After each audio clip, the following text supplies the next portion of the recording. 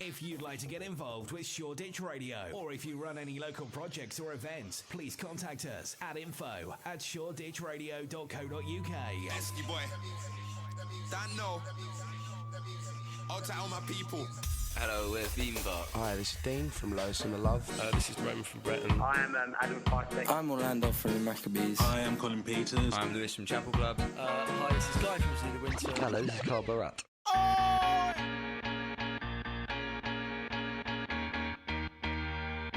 Hey, this is Rita Ora, and you're listening to Shoreditch Radio. Yes! Good evening, this is Dave Watson on the Shoreditch Radio. I'm joined tonight by Maha Younes, a Palestinian scientist and activist, although she says she's not an activist, but I think she is. And also top comic Ivor Dembina, who's on the line right now. Hello, Ivor. Hello. How are you doing? I'm okay. It's the first time I've ever been called a top comic. In fact, it's the first time I've ever been called a comic. I think you're underselling yourself. Okay, go for it. So, Ivor, just wanted, first of all, before we move on to such matters as your political or your comical works in the summer this year, what do you think of what's going on the political scene, like in Greece, for example? Well, I think one word sums it up, and that is bad. But it would be arrogant of me to suggest that I fully understand the machinations of what's happening in Greece. But it's really good to see some people who are prepared to sort of stand up to these massive financial institutions, European, global ones. They just like to push these smaller countries around and make these demands, and they always make these small countries who make them seem like the guilty parties, when in fact all the main global economic trends, it seems to me, are basically to serve the interests of the already large and powerful countries like America, Germany, blah blah blah blah blah. So I can't pretend to know what the best thing for Greece to do, and I'm not going to say it, but it's great to see them standing up to the big boys. That's as much as I've really got to say that's of any use to anybody else, I think. I've learned the Greek word for no. Ochi. It means, what does that mean? It means no. Oh, right. Well, there you go. Yeah. If you'd have asked me what the Greek word for no was, I'd have said ochi. Don't know. I'm sure. I've really got mixed feelings about Europe, because it is a playground for the rich, and as we've seen, it's about it's benefited the economic powers that be far more than it should. But there's a bit of me that also doesn't like the xenophobia of a lot of people in this country who just don't want to be in it. Yeah. Not because I'm very torn on Europe. I'm basically an internationalist, and I think the more opportunities that we have to integrate with other parts of the world, the better, just on that principle. How much of the xenophobia do you think is driven by the tabloid press? People writing for the Daily Mail, or people who own the Daily Mail or the Sun, those sort of newspapers? Well, the thing about it is driven a lot. I mean, because xenophobia is a kind of a knee-jerk reaction, isn't it?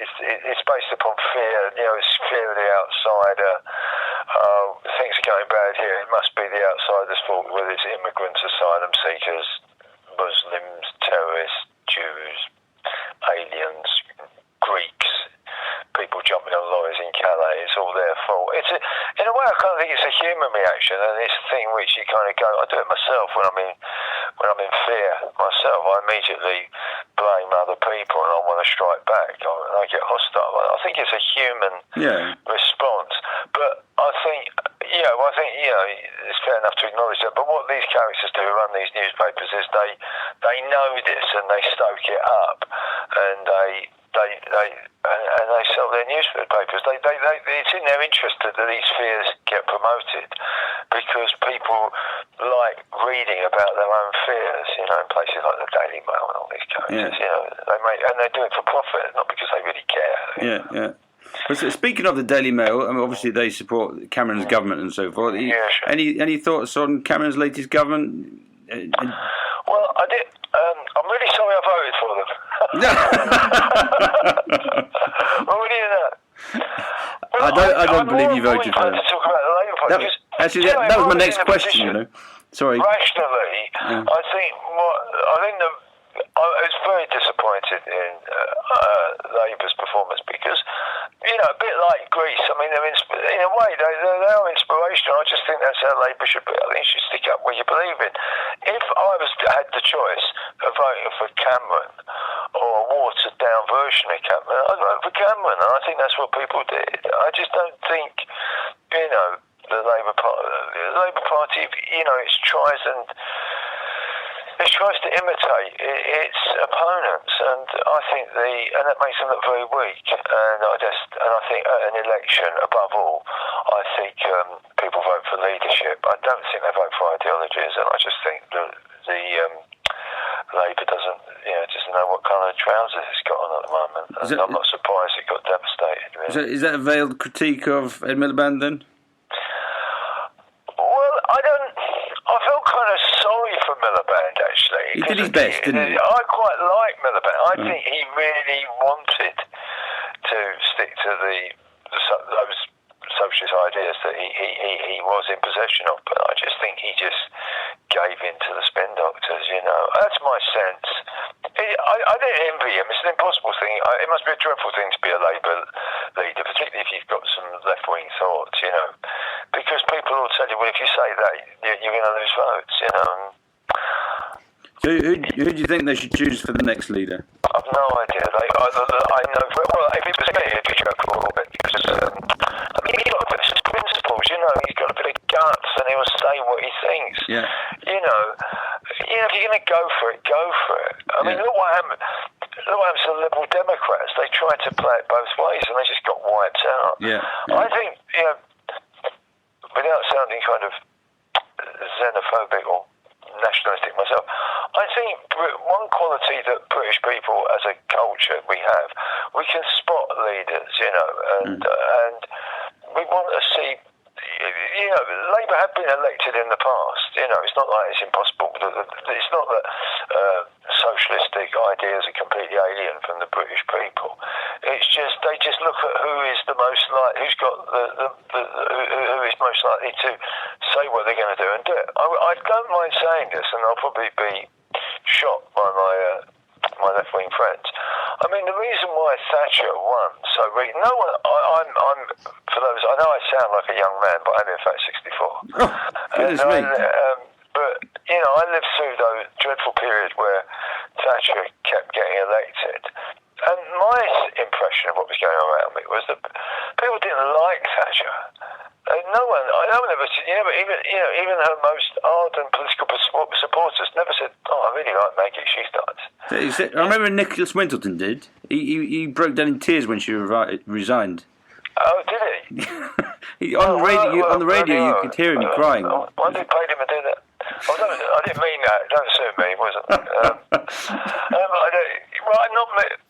I don't think, many people actually like Thatcher, but what they saw in her was someone who said, look, this is what we're going to do, and I'm going to do it. And people... And remember Alan Clark? Did you read Alan Clark's diaries? I wasn't familiar with them, but I knew a bit about them. He said he found her sexually attractive, he fancied, Well, I can't say that I did, though I did fancy Alan Clark. But then Alan Clark said he would have done it with his own sisters, so, I think it was a bit odd. Well, maybe Margaret Thatcher was his sister. Well, there you go, that solved the problem, wouldn't But it? I just think, it's... I mean, just bringing it onto this dreadful situation about going on in the Middle East at the moment, people ask us, what's the attraction of ISIS? These nutcases who go around blowing people up on beaches and all the rest of it, which is, thoroughly reprehensible and backward and, and all the rest of it. But they must be getting some support from somewhere. And the support is coming. The support is coming because they're saying, we don't care. We're going to do what we think is right. Now, obviously what they think is right is what I and any other sane individual on the planet think is wrong.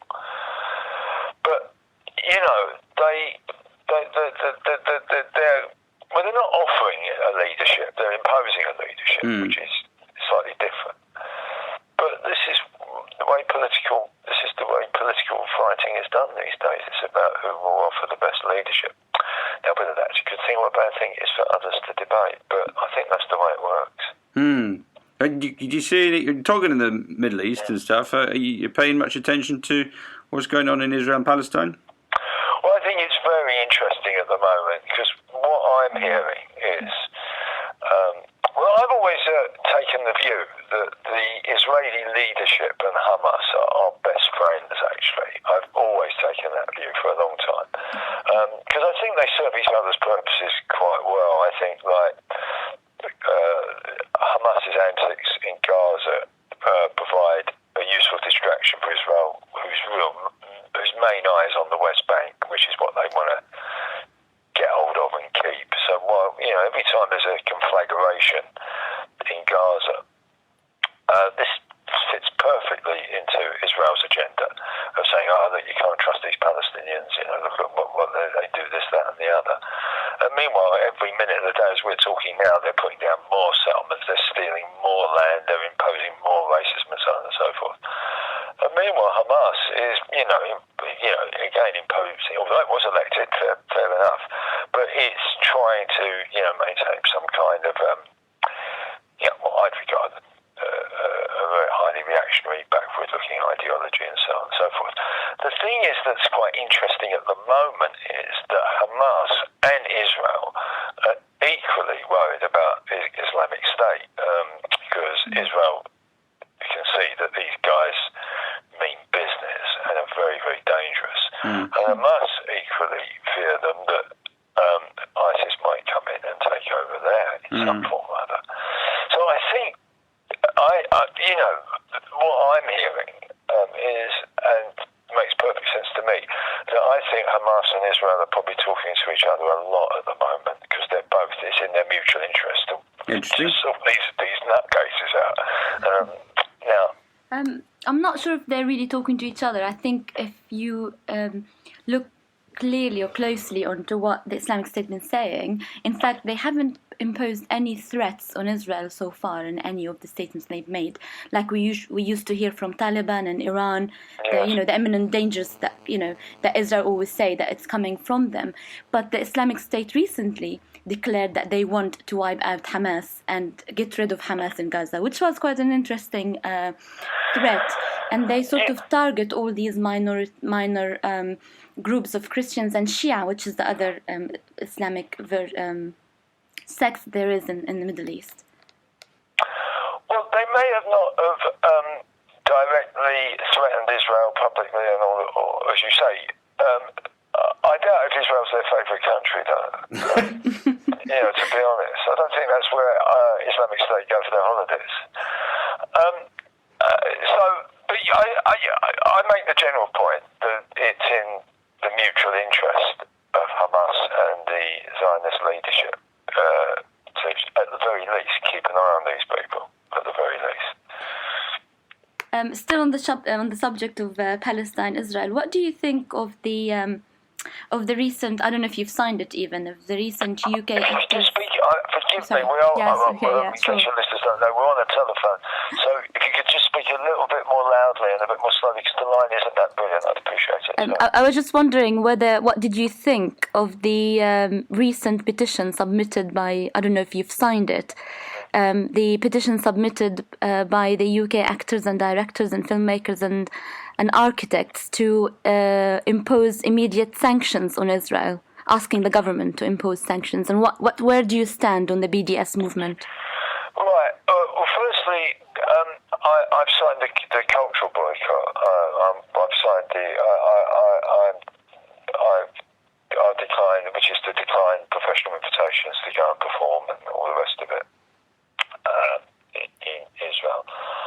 On BDS, I've got a nuanced approach. I think sanctions and boycotts are a very powerful tool. I just think they have to be used selectively because you are in danger of boycotting your own supporters. I find it's a really good question thank you. And I'm really torn on it. I don't pretend otherwise. There are times I think, God, I'm just going to join this BDS lot because it's just some of the Zionist antics are so outrageous. I just throw my hands up. But then I feel, hold on a minute, are you going to be, are you going to be boycotting Israeli academics and artists and so on, many of whom it's important to work with. But I have a lot of sympathy for the BDS movement. I think I'll just put it like that for now. But I don't feel comfortable talking in detail about it, to be honest. That's fine, Ivor. Thanks for that. Would you like to tell us something about your own summer projects? Well, me, I suppose the main thing around this time of year is I'm taking stuff up to Edinburgh. I'm taking 2 shows. I'm doing a show which I did last year that went quite well, actually. That's why I'm taking it back again. It's called Old Jewish Jokes, which is quite a good show, actually. I'm not saying it's a good show just because it's mine, but it's quite an interesting show because some of the politics come out of being a Jewish comedian come out. It's the story of someone who gets asked to do a gig for the Jewish community and is given a whole list of things he's not allowed to talk about, namely, the Holocaust, Israel, Jews and money, and how it's about my relationship to the Jewish community of being a critic of a member of that community, yet vocally critical, and the consequences of that. And then I'm taking up my new show, which is called New Jewish Jokes, all right, which is about what happened in the last 12 months and what it's like being. I'm quite a marginalised character within the Jewish community. I'm liked in some quarters, but some Jewish people can't bear the sound of my name. I don't know any of those people, Ivor. You haven't met my mother. And, they just can't bear the sound of my name, and I'm a Jew non grata, if I can mix my languages. I'm very ocky, or whatever the word is in Greece. In Greek. Was it ocky? Ocky, yeah. And I in this new show, I'm talking about that predicament even more because it's what interests me, and I hope will interest other people. It's a new show, and we'll see how it goes. Work in progress at the moment. Would you care to tell us how it differs from the old Jewish jokes? I mean, were you talking about Israel or money or stuff like that? It's more about. This is more about my relationship to the community, the diaspora Jewish community. It's more overtly about being quite funny and in some ways quite popular, but it's about speaking out against your own community, really, and the way that community will try and control you when the powerful are there. It's not just. This isn't just being Jewish. You get this in all minority communities when you try and you get this in the Muslim community when when slightly more radical elements will speak out against the I can't remember the name. The imams? Well, not so much the imams, but the council. Oh right, the Muslim these Council of self-appointed Britain. leaderships. You get loads of these people in the Jewish community. Everyone's a leader. You got leadership councils, boards of deputies, and I know they're all kind of. Whenever there's a problem in Judaism, these people all turn up on TV. And they're all the leaders of the community. I never voted for them. All I know about them, they're my leaders. I don't know if they're any good, who they are, or anything. Because it's interesting, just coming full circle. Well, it sounds like David Cameron, doesn't it? We didn't vote for him. Sounds like David Cameron. Yeah, but we didn't vote for him either. They're just leaders, I mean, Cameron's more elected than this, but fair enough. And and it's all kind of trying to stay within the tent of Jewish opinion, trying to stay within the tent, but being kind of, I feel like a lot of the time I'm just pushed out of it because I don't toe the line over a lot of things, predominantly about Israel. I'm Jewish, but not Jewish enough, if you see what I mean. By the way, when you go out to Edinburgh, I presume you'll be in small venues, is that right? They're establishment, and one of them's it's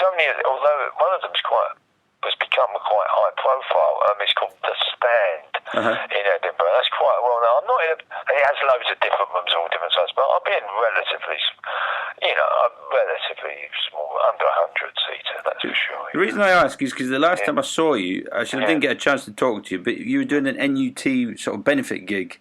I think it was Hornsey or one of those sort of places up in North London. Sure, yeah. And it was a really small place, and obviously we were all teachers in the audience. And I thought there was one of the best performances I've ever seen from you, actually. Thank you. And as you know, I'm one of your big fans, so Thank you.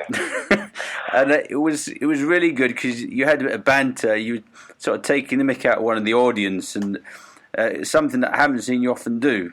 And I don't know if that was aided by the fact that it was a small venue, quite intimate, and you were able to have that rapport. Well, over the years, I've done quite a lot of comparing, so I'm quite comfortable having banter with the audience. I don't mind people, shouting things out within reason, as long as they're not just being deliberately disruptive. But I'm quite good on my feet. I'm not afraid of people saying things to me when I'm on stage, provided not there to sabotage the show, which has happened in the past. You get some nutcase Zionists turn up and they'll just deliberately spoil it for everyone. I don't mind people, saying things, and preferably funny things. And I'm quite happy for the members of the audience to say things are funny. It really adds to the show.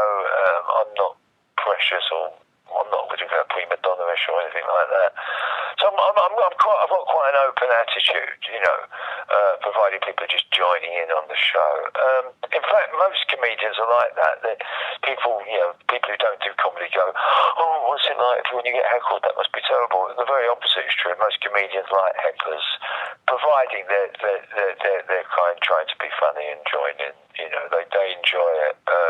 It's when people they're just drunk, or they just won't shut up, or they just want to be the focus of attention. They're just a pain in the arse, But again, I have played large venues, but I am quite good, I think, at performing to smallish audiences. I quite enjoy that kind of personal contact, I get with them. And, I'm not really bothered, people want to, I don't care whether it's a small, medium or large, it really doesn't matter. I just enjoy it. And if people come along and they want to hear what I have to say, sometimes you get people in the audience that they'll disagree. They'll come up to me afterwards and say, I really think you're good, I really like what you did, but I just want you to know I disagree with the kind of view. So that's fine. Fine. That's okay. No bother. Anyway, you'll be at the Stand in Edinburgh. That's what I'm doing, the new show, New Jewish Joe. Right. The previous show, which I can actually say he's great fun, and I think everyone who comes to it seems to enjoy. It's called Old Jewish Jokes, and that will be on at the Free Festival. It'll be at 1:15 in the afternoon. So I'll do the old show in the early part of the day, and that one's a free show. You just can't be watching. You put a few money.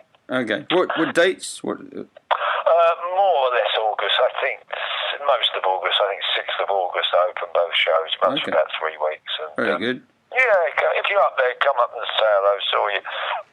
I know I've got a big following on Shoreditch radio, and don't worry.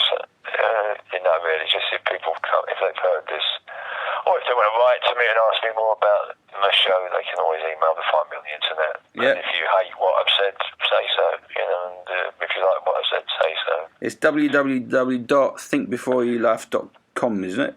Is that right? Yeah. Thinkbeforeyoulaugh.com is the name of my site. But write to me and tell me what you think if you want to ask any more or express your opinion. Thanks for your time, Ivor, and all the best with the Edinburgh shows, okay? Enjoy the rest of the show and have a good summer. Thanks a lot, Ivor. You too. Bye-bye. Cheers. Bye-bye.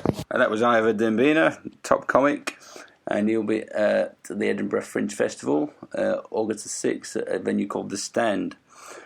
And coming up, we're going to talk to Joe Brydon, who's a budding musician. I'm hoping my producer's lined up the song, so we're going to take a little break and listen to his song.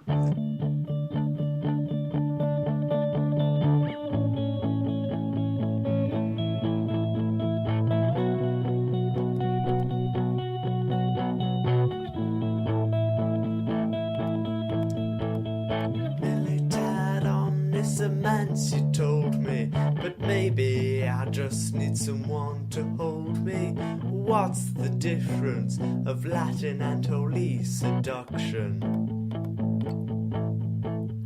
When you die, will you die seeking love or hatred? Will you ever learn what is really sacred? Is life, and it's life you take when you preach destruction.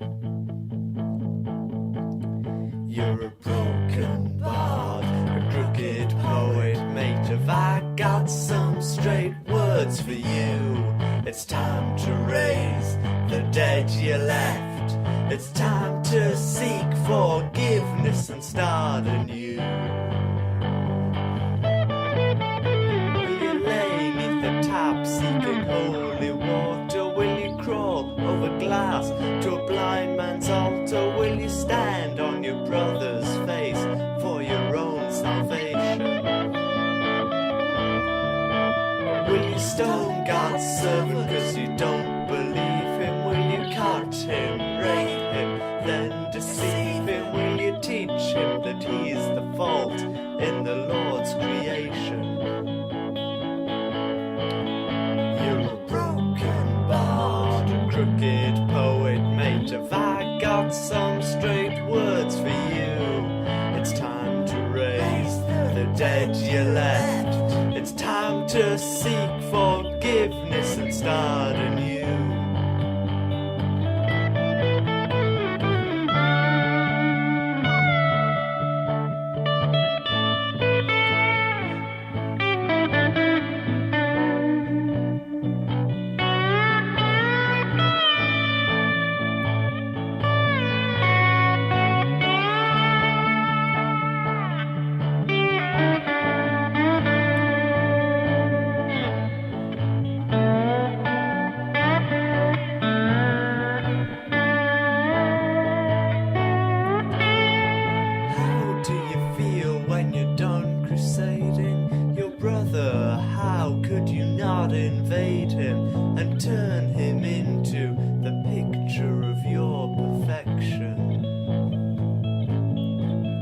Well, he's out each night trying to be Jesus to all the people who really need us, to show the love he taught that knows no rejection.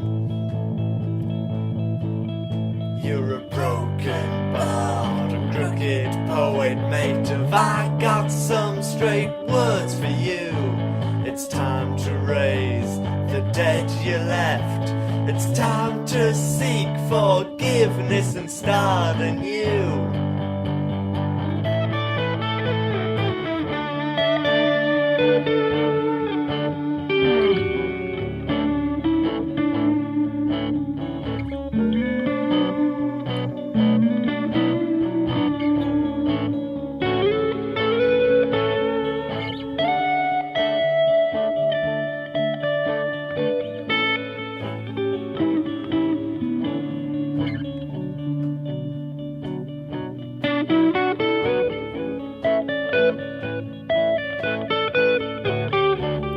And that was Joe Brydon, and he's on the phone now. Hi, Joe. Hello. How are you doing? Yeah, not bad, thanks. Was it good to hear that song? Was it good to hear that song? Yeah, I recorded it quite a long time ago. Actually, I recorded it at 6:30 in the morning, lots of different consecutive mornings. Right. You see, I'm limited in when I'm able to record. So at 6:30 one morning, I'd record one part, then the next morning another part. Most of it was actually recorded sat on my bedroom floor in my dressing gown. Of course, that doesn't really come across, apart from perhaps a slightly groggy voice. And you did all the instrumentation yourself? Yeah. I tend to write all of my parts and play them all myself. Yeah. And you wrote the song yourself? Yeah. Remind us what it's called? Sorry? Remind us the song's name? The song's called Broken Bard. The title itself refers to a Louis MacNeice poem called Straight Words to a Crooked Poet. Okay. and a lot of the lines from that poem come up in the chorus and things like that. Yeah. Okay. And we can all find this on YouTube. I found it on YouTube, and I thought it had a lot of promise. But you say you did it a long time ago, and you've been doing more stuff that you're more into recently. Is that right? Yeah. So recently I've been doing quite a lot with this band I'm in, a folk four-piece called Room Not Taken. Room Not Taken? Room Not Taken, okay. Yeah. And I've been doing lots and lots of little bits of recording here and there that hopefully you'll be able to hear more of in the future. Just, pushing finishing touches to them until I'm confident enough with the results to put them out there. Okay, so this is the festival season. Have you got anything lined up? In the future, I've put some solo stuff on hold over the summer. But in a couple of weeks, I'll go into the studio with Road Not Taken band, and we're going to record our debut EP, okay, which is really exciting. And we'll also be supporting folk singer called Anne Hardy in December when she plays at the Bristol Folk House. Okay, very good. In October, you say, the Bristol Folk House. You're based in Bristol, aren't you? Yeah. And I'll be moving off to Brydon in September for university. Okay. So I'll have to suss out the scene there, see what's going for gigs. Uh-huh. So, is politics an important part of your act? Because you seem to have a bit of a political edge, this song that we listened to just now. Yeah, the politics is really important to me. So I've got a bit of a reputation in my live shows for making the introductions longer than the songs themselves. Okay. I try to make sure that the music is a genuine expression of who I am and what's important to me. At the moment, the most important things in my life would be my faith, which I think comes across in the lyrics, and I'd say my obsession with the power of non-violence and complete insanity, frankly, of current British foreign policy. Uh-huh. I think if you give me half an hour on stage, you can bet that at least 25 minutes of it will be me condemning militarism to be both unjustifiable and completely ineffective. Okay. And who's been your inspiration? I mean, I don't mean just politically, but I mean, is there somebody, a musician who's been particularly politically active who you thought, yeah, I'd like to be like him? Yeah, well, it was Billy Bragg who really inspired me to drift into that kind of arena. Okay. The one man with an electric guitar who isn't necessarily the best singer in the world, but has something he wants to say. Yeah. And that opened a lot of doors. But there are elements of me that want to kind of drift down the folk and the blues paths, kind of Richard Thompson, Dick Gaughan, to early bluesmen like Blind Willie Johnson and Son House. I also think it's probably fair to say that I fetch as much inspiration from my reading as from my listening. So I may be one of the few people who put down Noam Chomsky and Gene Sharp as musical influences, but there you go, I've done it now. Well, fair enough. And also, just things that happen in everyday life. So that song we've just heard, that was stemmed out of a conversation with one of my old youth workers, who I'm obviously not going to name, but he tried to get me therapy to fix my sexuality, and I just thought there were lots of ways I could have responded to that one, but I decided to write him a little song. And in that respect, I suppose the personal is kind of political. So when they get defiance of authority and all of that stuff creeping in, so it's a mixture of music and reading and life experiences. Very good. My inspirations. That's great. Well, credit to you. And so the date you said you've got coming up is in October, is that right? The date is December. That will be playing for supporting Anne Hardy, who's an incredible upcoming folk musician. Uh-huh. Does a lot of live looping and stuff. She's just great. I've seen her live on a couple of occasions. Brilliant. That's great, Joe. So, what's the name of the EP that you've got coming out with the band? We think it's probably just going to be Road Not Taken, and there'll be lots of music, lots of details about that on the Facebook page. Okay. As we get closer to the time. And the singer of the band, Ant, he's very, very good at updating the Facebook page. So got details coming out every week about how it's going and that sort of thing. Okay, so Room Not Taken, yeah, is the name of the band. Road Not Taken. Road. Okay. Yeah, Road Not Taken. Road Not Taken. Okay, so we need to look out for that. And coming up in Should we December. say it a couple more times so the listeners can Yeah, sorry, because I misheard it the first couple of times. So Road Not Taken, yeah. Coming up in December, and you were playing Bristol as support for what was the band? I'm sorry, I'm so useless with modern bands and stuff. What was the name of the band you're supporting? She's a female folk singer, Anne Chardy. Anne Chardy, okay. Brilliant. Well, thanks a lot, Joe, and all the best with your career. I hope to talk to you again sometime. And, Thank you very much. Good luck with Road Not Taken. Yeah. Hopefully we'll talk again. hear more from us soon. Brilliant. Thank you for the time. See you. Bye-bye. See you. Bye.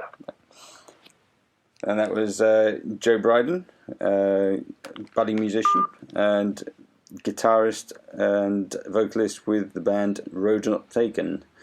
Before that we heard his song from his solo effort, which was what did you say it was called? Bard. Yeah, maybe I'm the only person who heard, and even I heard badly. So back to Maha, who's very kindly joined us, and she's been very patiently waiting, and she kindly contributed to the conversation we had with Ivor. Maha, we want to talk about various things, and I think you had a question or two yourself, didn't you? No? Regarding the press, well, we're going to talk about the press reported this week that the White House, Obama administration, had criticised a bill that instructed the US trade negotiators to pressure European partners not to boycott Israeli businesses. Are you still with us? Stay with us. So, in other words, it sounds as if Obama was taking issue with Israel. Do you think that this denotes a change in American policy towards supporting Israel? No, not at all. Actually, in contrary, it does show the unconditional support that the United States has always had for Israel, because the outstanding policy was always that they would not support the illegal settlements in Israel, and the Bush administration have said that before. Obama has said that in his first visit to Egypt in his first term. So there hasn't been necessarily a change. On contrary, there were when that bill went through, although Obama has signed that bill himself, which wasn't surprising at all. Actually, the spokesperson from the U.S. administration went quickly to clarify the situation, and he did say that they would always oppose any boycott and divestment or sanctions against the state of Israel. However, any anti-BDS provision in the occupied territories, which would perhaps tap into the settlement activities, they would not necessarily support. And this is because they want to push forward the two-state solution, which they always wanted to campaign for. And if you let me say one controversial thing, I think, in fact, their opposition of this anti-BDS provision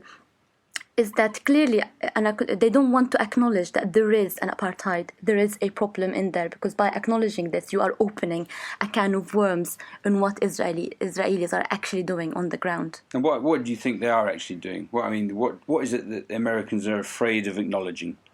They are afraid of acknowledging that Israelis are continuously occupying Palestinian lands, continuously ignoring international law and UN resolutions. There has been hundreds of UN resolutions been made, and many of these were to boycott and impose sanctions on Israel. One clear example comes to my mind I can give you is when the ninth emergency, the UN called for their ninth emergency meeting the UN has called for was requested by the Security Council, and the reason why this was requested because the US has put a lot of effort to stop any efforts on imposing any sanctions on Israel. So you can clearly see their unconditional support. In fact, although also in 2008, Obama has clearly said in a speech addressed to AIPAC, AIPAC is the American Israeli Affairs Committee, he said, and lobby group, yes, he clearly stated and described the BDS campaign as a bigoted campaign. What's the campaign? A bigoted campaign. Oh, boycott.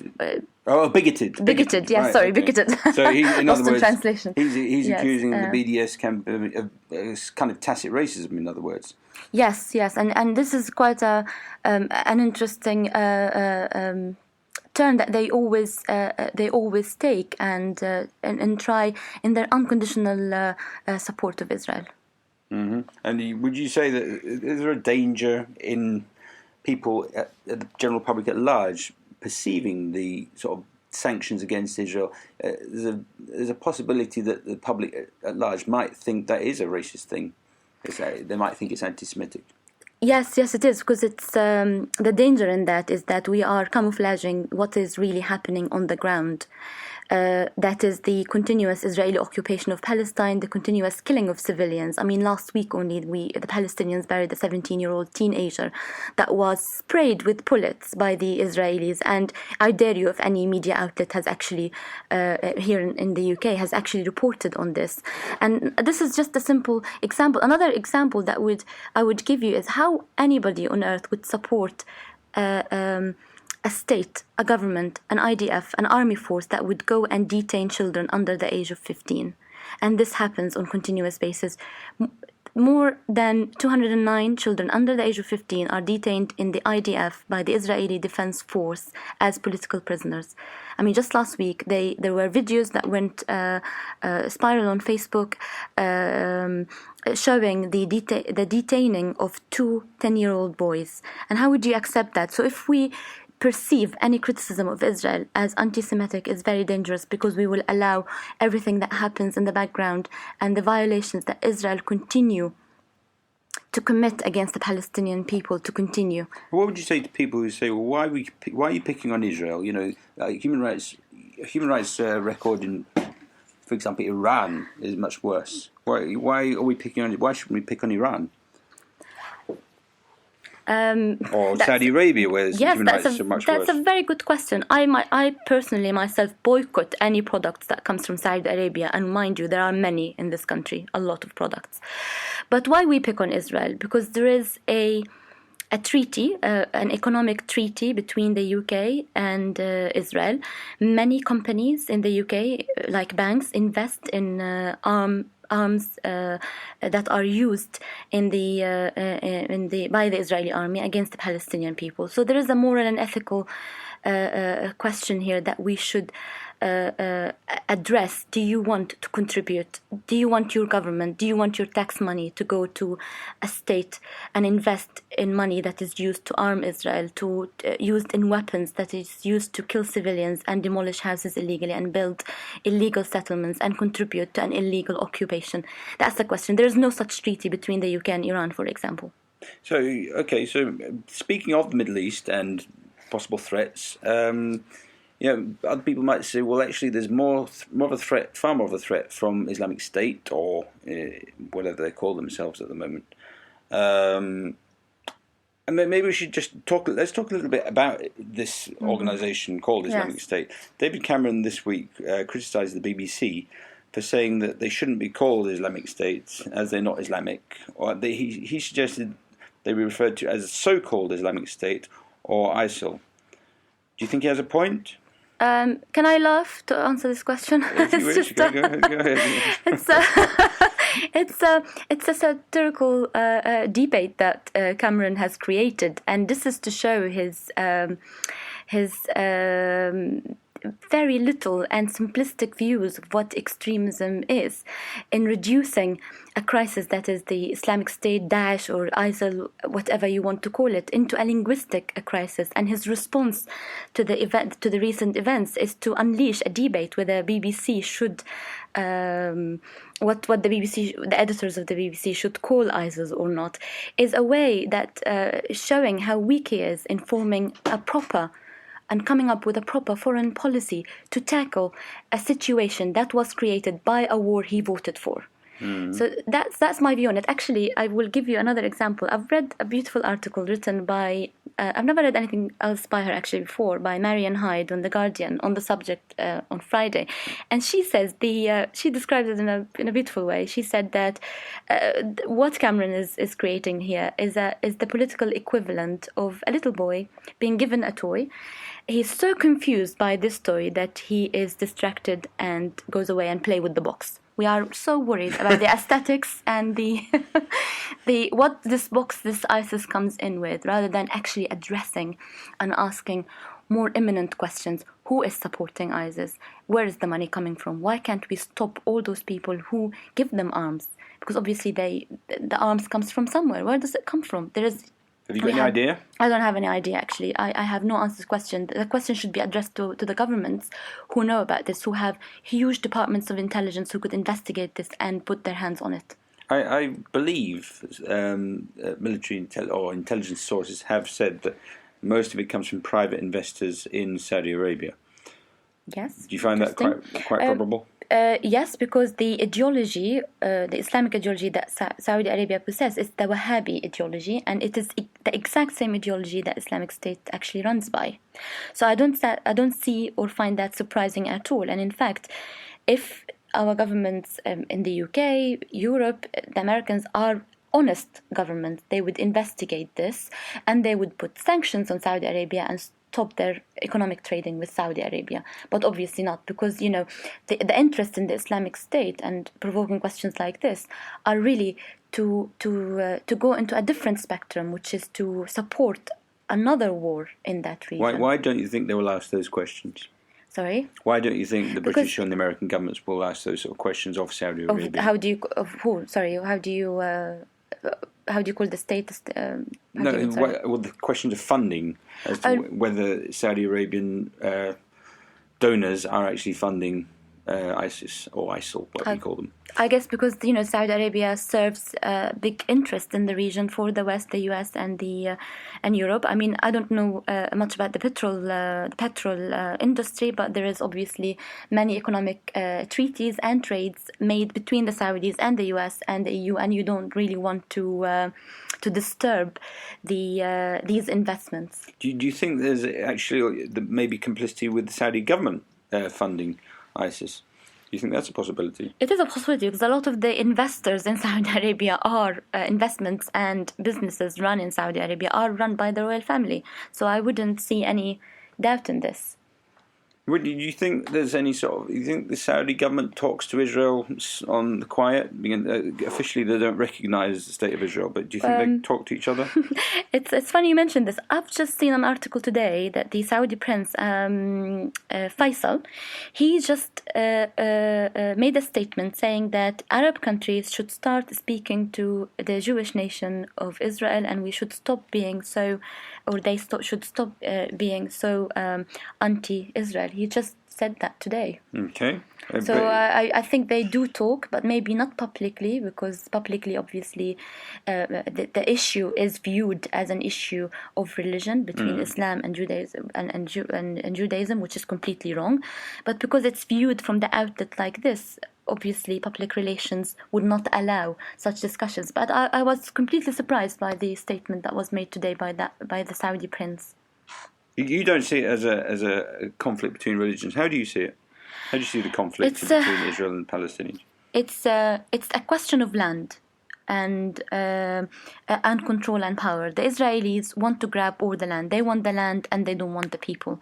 But why is it that the West, in your opinion, supports Israel and not Palestinians? Or they might give the Palestinians some small tokens of support, but if you look at the amount of aid that America gives to Israel, for example, why is it you think that it's so disproportionate? We've discussed actually that earlier. Remember an organization like AIPAC, the Jewish lobby, the Zionist movement is a big movement in the United States, and it really decides. In many situations, it does decide elections. The brank with going back onto the bill, the boycott bill that the Americans were trying to pass.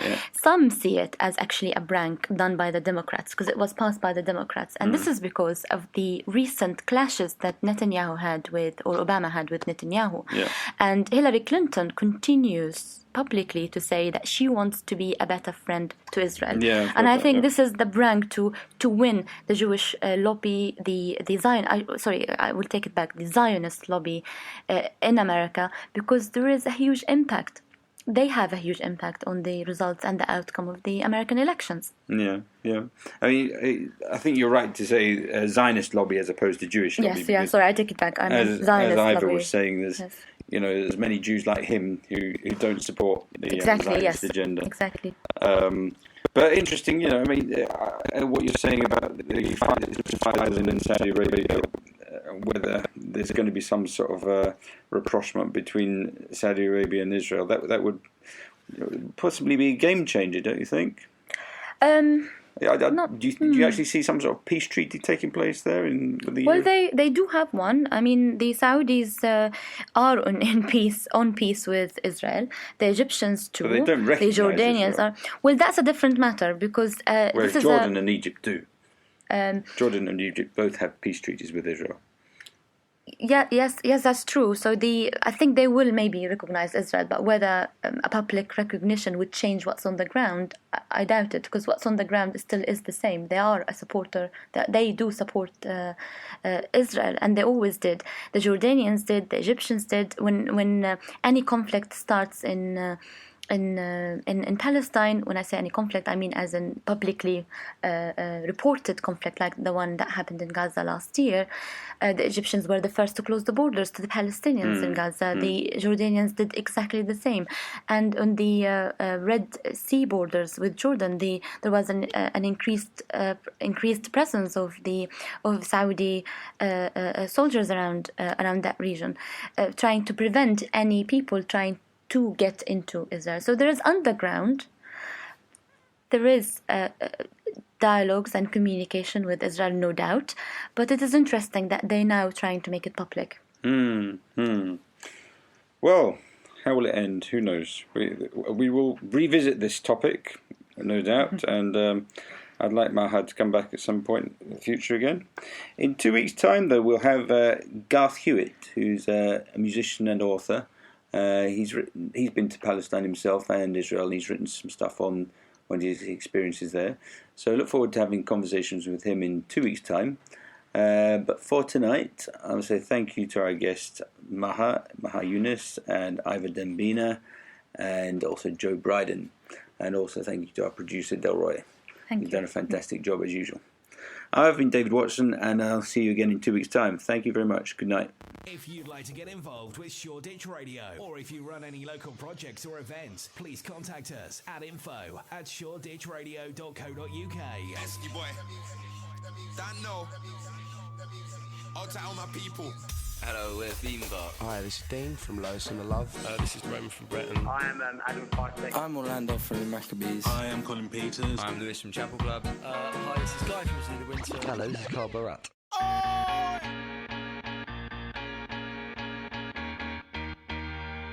Hey, this is Rita Ora, and you're listening to Shoreditch Radio. Yes!